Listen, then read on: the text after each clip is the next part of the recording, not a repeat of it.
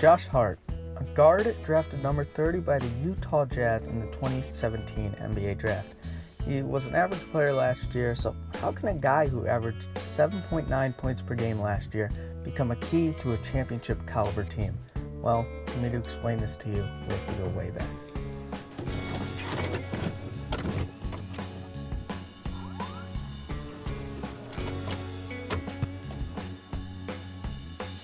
Our journey starts with Josh Hart's father, Moses Hart. He was a chef and always came to Josh's games.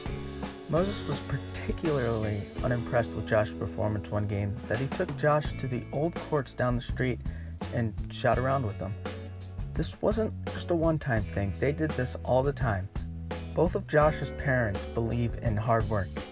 They believe if you are gonna do something, you might as well be the best at it. But Moses Hart took this to the extreme. He would work until 10 p.m. and then would be on the court with Josh by 11 p.m. This drive that he had rubbed off on Josh, as he slowly got better and eventually was able to beat his older brother Joseph in a 1v1. Now Josh is a freshman in high school. He's a very good student, mostly getting A's and B's in all his classes. After his freshman year, while attending a basketball camp, his house burned down. The entire Hart family, all 6 of them, were forced to move into a 2-bedroom apartment. This was a huge roadblock for Josh, as he had to transfer to Sidwell Friends, a private academy that demanded academic success from all their students. Barack and Michelle Obama both sent their daughters to Sidwell. That's how prestigious it really is. Josh had no problem making friends, as he was easy to talk to and often talked too much in class. Josh was used to the public school atmosphere and didn't know how to deal with the strict rules of the academy. Hart was in trouble within 2 weeks of attending, and by the end of his sophomore year, the academy sent a letter to Josh's parents advising them to remove Josh from their school. Josh wanted to transfer due to the little basketball help he was getting at the school, but Moses saw this as an easy way out, so Josh stayed at Sidwell. As a part of the agreement to stay there, Hart moved into one of his friends from the basketball team's house, Matt Hillman. The Hillman house was much bigger than Josh's current 2-bedroom apartment.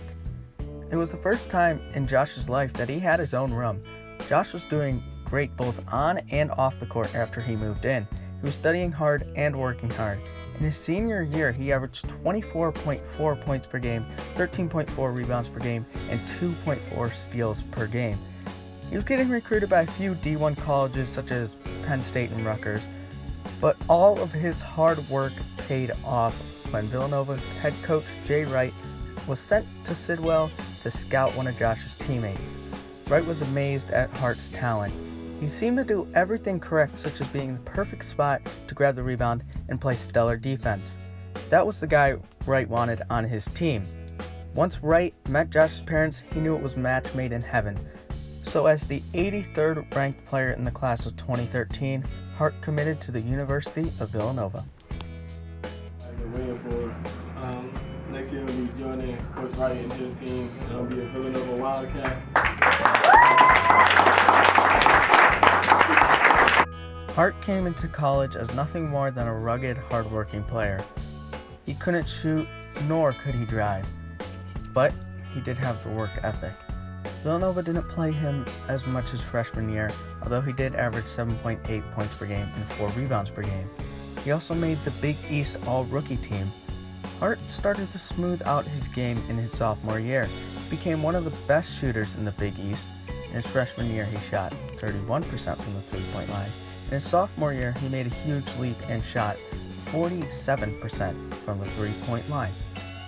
Hart was getting a lot more buzz around the league as he averaged 10.1 points per game and 4.5 rebounds per game as the 6th man for Villanova.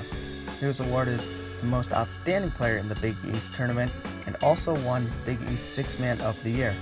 Coach Jay Wright said he's the perfect 6th man because he can come in and play any position. As the year progressed, Hart started to become the leader of this team. Jay Wright said, "We're just amazed at his leadership qualities." Now we're in his junior year. After a long offseason working with trainer Baker Dunleavy, he was ready to lead this team to the top. And at about mid-season, Villanova was number 1 on the AP poll. They held this position and were on an absolute tear. At the end of the regular season, Hart was named to many awards. He was first team All-Big East and third team All-American. Villanova swept through the March Madness and now is in the NCAA championship. Josh said in an interview that he was shaking before the game. Hart really had an alright game with 12 points and 8 rebounds, but it came down to a buzzer beater and Villanova won. Hart led this team to their first national championship win since 1985. Now, in the offseason, Josh has to make a decision whether he's going to stay in Villanova for his senior year or declare for the NBA draft. Hart has all the hype around him after winning the national championship, and Hart's mom just had surgery on her knee and is still working to pay off the debt from that. Josh was almost already decided on whether he was going to go to the NBA until Moses Hart said something along the lines of, "If we aren't in a bad time right now, would you still go?" He told Josh not to let them have any factor on his decision, but Josh was about to commit to the NBA. Knowing that his value decreases as he gets older, he was already 21 and staying in next year would make him 22 entering the NBA. But Matt Hillman, remember Matt Hillman? He was the one who let Josh stay in his house in high school. Matt Hillman was the one who convinced him to stay at Villanova. Hillman told Josh how much he gets better every year, and Josh couldn't agree more. But Josh had a lot to improve on in his senior year.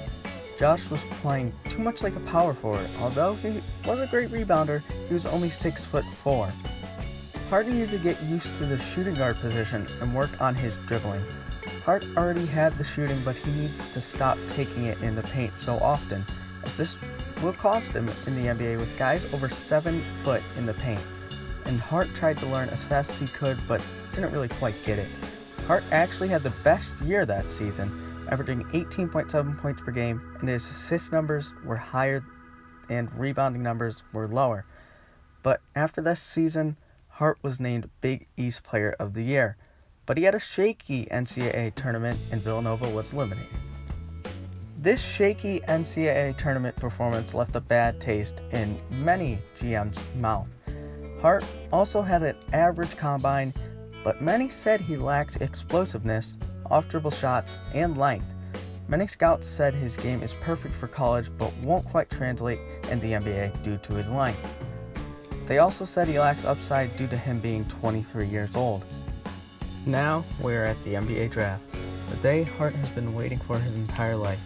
Here's his number being called.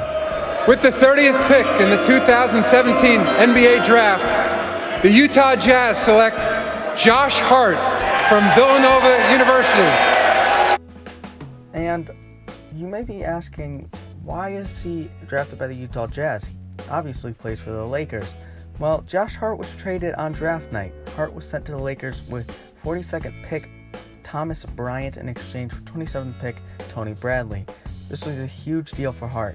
He knew the Lakers believed in him and was ready to lay it all out on the court for them. In Summer League, Hart showed his great potential as a 3-and-D guy, but was overshadowed by Summer League MVP Lonzo Ball and Summer League Championship Game MVP Kyle Kuzma. Now we are in the regular season of Hart's rookie year, and for Hart's standard, he struggled. On paper, it doesn't look that bad, with 7.9 points per game, 4.2 rebounds per game, and 1.3 assists per game. But this was his first year of him legitimately playing as a shooting guard, and the first 20 games were really bad for him. Of course, he still brought the defense, but he was getting a block a lot more often than he should have. He was not ready for the elite defenders in the league, and within the first 20 games, 17 of his shots were blocked. Hart had to adjust fast to the increased defensive pressure. Hart definitely got into the groove and started to know his role. Hart was an amazing spot-up shooter, and that was great on defense. In the last 62 games, 95% of Josh's three-pointers came from assists, but Josh did sustain a wrist injury that held him back. Without that injury, he could have had an even better year. So all in all, Hart had a pretty average rookie year for the Lakers. But then, the offseason happened. Let's roll the clip. We've got breaking news. LeBron is a Laker. And we are hearing more and more reports that the Lakers are signing free agents. Guys such as Rajon Rondo, Michael Beasley, Lance Stevenson, and JaVale McGee all agreed to deals that puts them in LA. This hurts Hart really bad. He won't get playing time above these guys because they are proven starters, while Hart didn't prove much last season. At this point, Hart is basically a bench warmer for this team, but he has one chance to prove himself: Summer League. Now, before Summer League, reports of Hart becoming better and better is being overshadowed by all the Lakers signings, but Hart never needed the media's attention.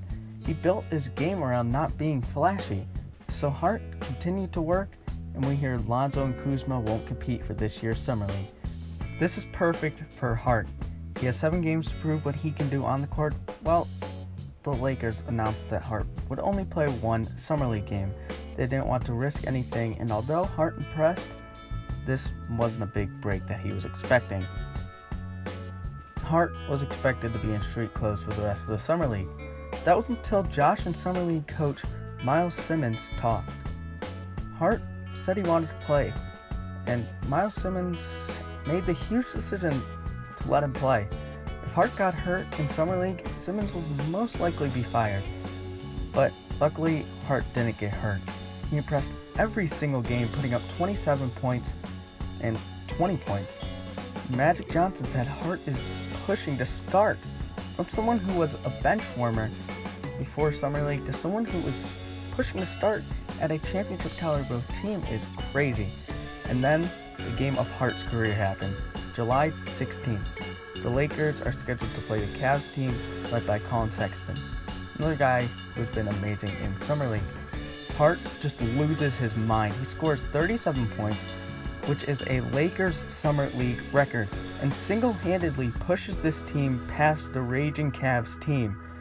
Hart now has the attention of the entire nation. Josh Hart is number 2 trending on Twitter, and Hart is named the Summer League MVP shortly after.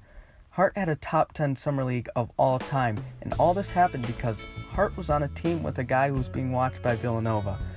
Hart is almost guaranteed a start for a championship caliber team in the Lakers, all because he was simply at the right place at the right time. Now we are all caught up. So why is he the key to this Lakers team? Well, let's compare Hart to LeBron's former shooting guard, J.R. Smith. Hart is a better defender, driver, easily a more consistent shooter, and has much more basketball IQ, and a way better rebounder. JR is better at basically dribbling, only I think that's it. Hart will be a huge step up from JR and will be a breath of fresh air at shooting guard, one he hasn't seen since D. Wade in Miami. And I would agree that Hart is a better fit next to LeBron than Wade was. Hart is a great spot-up shooter and better on defense than Wade. I'm not saying Josh Hart is better than Dwayne Wade. I'm saying Josh Hart is a better fit next to LeBron. Wade was a pure scorer and one of the best scorers of all time. LeBron needs shooters around him to succeed, and Hart gives LeBron just that. If Hart had a breakout season, there's a strong likelihood that the Lakers could give the Warriors a run for their money. Hart and Lonzo could guard Clay and Steph, or CP3 and Harden. This is an option LeBron has never had in his career, and knowing Josh Hart and his entire story, I think he can work his way to being the key to the Lakers' success.